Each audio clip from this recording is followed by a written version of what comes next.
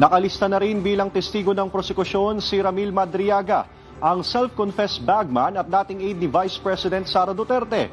Kaugnayan ng susunod pang pagtalakay sa iba pang articles of impeachment ng paglilitis. Nakatutok si Kate Renya ng Congress TV.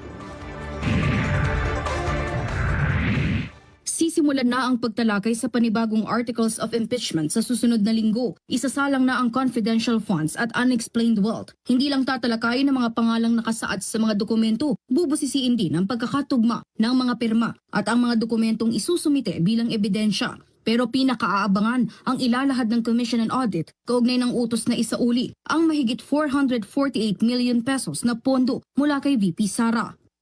Hindi, ang totoo naman po doon, pwede hong mag-exist yung pong unmodified opinion ng COA, samantalang meron po silang hinaharap na notice of disallowance at finality on the question of confidential funds misuse.